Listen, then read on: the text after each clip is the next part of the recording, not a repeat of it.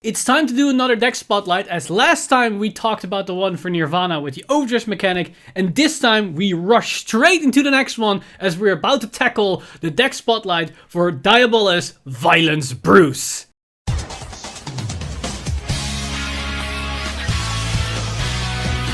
Stand up! Vanguard!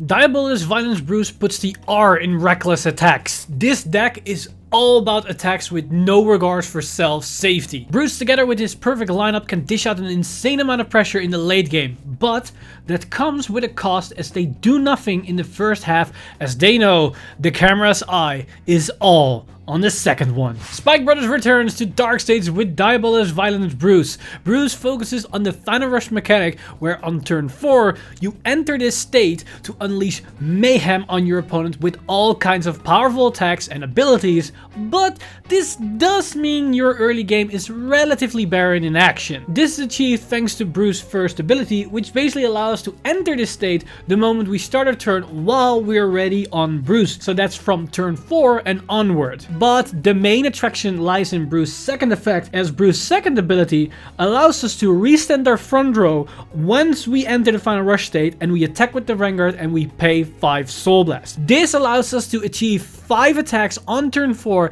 and is seen as Bruce's rear guards are all about empowering themselves and giving on attack abilities and all kinds of interesting interactions. This skill is the center point of all the combos and plays that Bruce brings to the table. Of all the cards that we can run in Bruce, right now the hot topic on the market is Diabolos Jetbacker Lenard.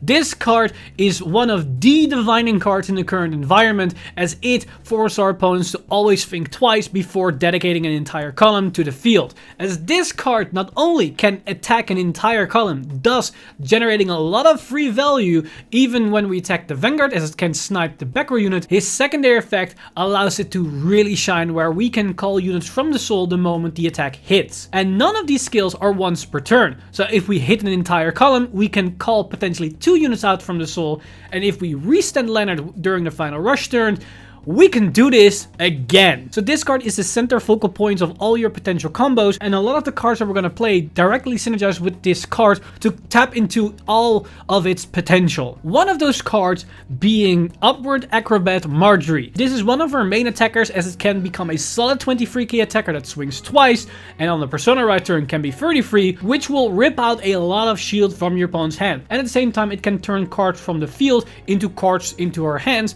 which also gives us more defensive options if they happen to survive this turn. But more importantly, this card clears the field from units, which then makes space for potential calls for Lenard. So this is a nice combo card for Lenard, as it allows you to capitalize on the on-hit effect of Lenard to then call out a new field, whereas you just use those cards to generate more value into your hand. The only problem here is that this card doesn't generate us more attacks, because she still stays in the front row after we're done with the attack. That honor goes to Protobulb Dragon. This is effectively similar to Marjorie, as it allows us to put cards onto the field into value in our hand, only in this case it allows us to get any cards from our soul back into our hand. So if we need more defensive options, we can put triggers into our hand. If we need combo pieces, we can potentially pull a Lenard or a Marjorie from the soul to our hand, or if we just want the Persona right again, we can pull a Bruce from our soul back into our hand to be ready for Persona right the subsequent turn. But the main application in the current iteration of Bruce is its multi-attack potential with Lenard. We can use this card to clear the front row of any units, and at the moment that Lenard hits, we can call back a new attacker in the front row ready for yet another attack. If we apply that on the already present 5 attacks within Bruce, this can give us potentially 6 or 7 attacks if we take in consideration that Lenard can restand, and we can potentially do it again if we have 2 Protobulb Dragons accessible. Another card that synergizes really nicely with Lenard, but is also generic good support, is Monitoring Gear Dober. This is a great one that just can clear the field from itself and generate soul, which then can fuel potentially Bruce himself. But it also gives more power to the board, and if this is on the first swings of the turn, you can give the 10k power to a unit that still needs to attack in the first wave before it even restands thanks to Bruce, thus generating potentially double the value. and it clears out a potential entire column that then can be filled completely with Lenard on hit effect. So yet another great card that can combo off it, and at the same time, we can call the Gear Dober immediately out with Lenard as well if we want to apply its skill another time during the same turn or set up for the subsequent turn. Now we also have a couple of cards that don't directly synergize with Lenard but are still just generic good cards to have within Bruce. One of those being Diabolos Boys Eden. This was the original main grade 2 from set 1 and it's still a very good card to have. Not only is it just like Lenard a solid 15k attacker that can restand, but it comes with on hit pressure in the early to mid game, and it also comes with potential crit pressure during the final rush turn, thus making it even more deadly during certain turns even if your opponent is at low damage. Another very good solid card, especially now with Lenard, is Acrobat Presenter. This is just your generic resource engine, especially during your final rush turns to generate even more soul, but now with Lenard being a thing and you use your soul for multi-tech options, generating that excess soul is now actually very useful, because the more soul you have, the more options you can generate with Lenard to achieve better multi-attack patterns. With this card, you can generate a lot of soul, so this is going to be a very nice card to run in your deck as well. And the final main card that I want to highlight that really makes an impact in the current iteration of Bruce is the new grade 3 normal order Hell Blast Full Dive. This is basically an order card that is a cycle and a Persona Right enabler as well. For 1 counterblast and a discard, you draw a new card and then you give the entire front row an extra 10k power. That with the restand of Bruce means it's actually not 30k but 50k power if you can restand the original rearguards that also acquire this 10k power increase. Granted, if you're gonna do the Lenard combo, this won't be as impactful as you're gonna remove the units that gain the power, but still 1 counterblast that gives the entire front row 10k power is still something very powerful, as it's effectively Nirvana's ability in an order that also cycles you as well. And if you can Persona Right on top of that, your columns will have an extra 20k power, and that's really devastating. The right line for Bruce is going to be the generic Bruce right line itself, because sadly we cannot capitalize on the other Baron Magnus right line as seen as it's locked behind the name restriction. But the Bruce right line does set up our plays very nicely, because moving from the grade 1 all the way up to the grade 3, we can generate 2 soul, which gives us 4 soul in total, and we draw a card in the process that can help us to get to that 5th or more soul. Because if we take a look at the grade 1, we see Diabolos Bad Steve. And effectively, this card allows us to gain 1 soul in the early game. It does allow us to call the starter out from the soul, which is similar to the old school Forerunner ability. And if we went second, this allows us to pressure with the Vanguard for a big enough attack where a single critical does not make it a over trigger to pass. So there is some early aggression applications here as well. Now moving up to the grade 2, we see Diabolos Anger Richer, and this once again is a card that generates our more value because it allows us to put that starter back into the soul and then draw a card. And every single card within the Bruce archetype is very important as they're all bangers. Getting that extra draw on the moment you ride to grade 3 can help us to get to the right place in the right time. Now this is an interesting topic because there is a big difference in mentality moving forward in which type of triggers you want to rely on. I'm personally on the notion of you're gonna play all the crits that you need and just top it off with the new fronts just for the extra shield value. So in my personal take, I advise to run 4 heals, 7 crits, 4 fronts of the new 20k shield front, and then the Dark States over trigger.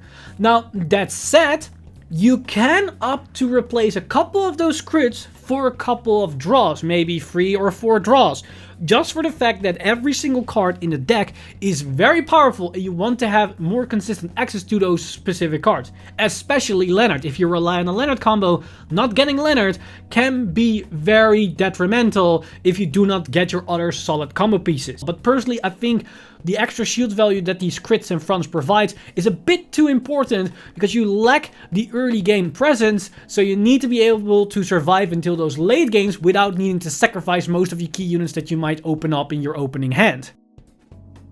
Now, as for the deck for this particular spotlight, I personally opt to run this particular list. Now, overall, it's not too surprising. It has all the core combos. It has all the main Final Rush cards. We have the 4 copies of Bruce for the Persona Ride potential. We got the Marjories, we got the Lenards, we got the Edens, we've got the Protobulbs, as well as the Geardober, and then 2 copies of the Acrobat Presenter. Now, the reason why I've only put 2 is because a lot of the cards already generate some soul, and the main cards that we need are Protobulbs to be on the field. The Acrobat Presenter is just for the potential of gaining more soul in the situation where we need it, as Marjorie already creates 2, Dober is already a soul, Protobulb is another soul, Lenard can also generate 1 to 2 soul, maybe even more if it restands and it hits an entire column. So that's why Acrobat Presenter is not completely needed, but it's not that bad to draw into it. Now, of course, this entire list focuses heavily around Lenard. So you want to have your Marjories, your Protobulbs, and your Geardobers onto the field at all times, so you can set up for some solid plays where you can achieve maybe 6 to 7 attacks if you're a bit lucky with your soul setup. But at the same time, this list does have other options beside Lenard, because we do run the free copies of the Great Free Normal Order, as well as the free copies of Eden, which gives us just access to the generic set 1 Bruce plays, but now a bit stronger because we can put an extra Persona Ride power onto the board as well, and just go with the normal Marjorie and Eden combo. And at the same time, this does allow us to play against deck that counter the Lenard strategy. If our opponent isn't calling any boosters, then at some point Lenard might not become as powerful as we like it to be. So if they're playing around Lenard just by the fact that we're playing a Bruce deck, then we can just go for the Marjorie and Eden play with the extra 10k power to the front row thanks to our order, and just punish them for not committing to the board and just out pressure them with just the regular play, as they didn't expect this. And if they didn't die and now they're suddenly pressuring the board because they might expect us not to have a Lenard or not really rely on it, we can then punish them on the crackback by using a Lenard and then immediately go ham and just kill them outright at that particular stage. That said, there are actually a lot of interesting extra tech options that you can use and customize your own deck, and it all has to do with the fact that this deck, even though it's plays like a Spike Brother deck, it does have that Pill Moon-esque vibe to it thanks to Protobulb as well as Lenard. Because one of the cards that we can experiment with is the new Grade 1 Vanguard booster, Diabolos Madonna Mabel. It basically just allows us to get a triple drive on the Vanguard, which makes Bruce also a bit more threatening, but this won't be a main card. I think this can basically replace the 2 Acrobat Presenters, or maybe remove one of the Protobulb Dragons or one of the Edens to make room for it, because it does become a bit awkward with your multi-tech combo plays and your Marjories and Protobulbs, as usually you want to put some of your boosters into the soul to not sacrifice your attackers. And this behind the Vanguard means that you need to keep this on the board after your both rearguards attack, because you're only going to use this moment that the Vanguard attacks, which might be a bit awkward. That said, if you have a Lenard onto the field, you can put it into the soul, then attack with the Lenard as a rearguard unit, and then if it hits into one of the rearguards, you can call the Mabel out from the soul behind your Vanguard, and then still have that potential of the boost for the Vanguard to get the triple drive to your Bruce. So this can be an interesting tech option. Another tech option that might help you in certain situations is the Grade 1 Steam Battler Gun Gunner Ram. This is just another way to generate some extra soul for Lenard, or just generic soul charge for Bruce at all times. And to some extent, with the extra soul charge capability with the new cards, you might get away of using its skill maybe once in a game to have that one extra card during the early games where you might need that extra defensive option. So this could also be an interesting tech choice if you want to go that route as well. And talking about defensive options, if you don't really want to rely on Acrobat as much, or maybe one Protobulb, or again the Eden, cut it down to only 2 copies, and you want more shield value, you could opt to run the Grade 3 Blitz Order Special Violence Yell. It's also another 20k shield option in the deck that allows you to get to your final rush turn. Now, the final tech choice and customization option I want to talk about is Diabolos Boys Jared. This is a very interesting card because it does also opens up for a different approach of the deck itself. Now, this card is just another way to get another 10k power onto the board. It can give it to Eden, it can give it to your Bruce, it can give it to himself, which honestly is already enough, because once you can use its skill, that means he is already on the board, so you can always give the 10k power to another unit, and if you give it to himself or Eden, that's another 10k that gets double the value if you restand that unit. That's where this card comes into play, because you can run this card instead of Eden, but you can also run this go alongside with Eden and go for the more high-octane pressure play with just big numbers and less reliant on Lenard. If you go that route, the deck might look a bit like this. So as you can see, we dropped down the Lenard to 2 copies and one of the protobulbs is now also gone to make room for the Jared. And that all has to do because this particular build is focused more around the original place of Bruce, where we're gonna go with Edens and Marjories, and in this case also Jared, to create high powered columns. And thanks to the brand new grade 3 normal order, it can potentially achieve another 10k on top of everything. So in some instance, that can mean that your Edens can be 35k, your Jared's 40k, and your Marjorie's 43k. That swing double. That's insane numbers that it's very hard to keep up your defensive, especially if you come with those numbers on 5 attacks in a single turn and potentially turn after turn. Now, the 2 Jareds in this build mainly apply the same tactic as the counterplay that we have with the original Jared build, whereas they basically fulfill the role of that your opponent is most likely going to play around the idea of Jared because you're playing a Bruce deck, but you're not really maining it, so they're probably not going to dedicate a lot of boosters to the field or really make fields that only can disappear themselves after their turn and put themselves through awkward hoops. But then they realize you don't really play around this card, so they probably already wasted a turn where you start ramming with big numbers against them. And then once they realize that, and they might go into their normal plays and call boosters, and then you can go ham and basically punish them on the crackback with once again the potential of the multi-attack combos. And that basically covers all the basics that you need to know to build and understand your Violence Bruce deck. Now of course we didn't go into every single nitty-gritty detail and about all the combos, but for anybody that's still sticking around, here's a bonus point for the end. If you're still a bit confused how you can extend the multi-attack potential with Violence Bruce with Lenard, how am I able to achieve the 6 to 7 attack with Lenard? How this basically works is that you need a Marjorie in one column and a Lenard and a Protobulb in the other. When you attack with Marjorie, you basically want to suck in the unit behind her, so you open up the back row spot behind her, and then the moment you attack with Lenard boosted by Protobulb, you can use the Protobulb skill to suck in the Marjorie that's still on the other side of the column, and then if Lenard hits, you can call out a new unit to the front row of that circle, which allows you to go for 6 attacks.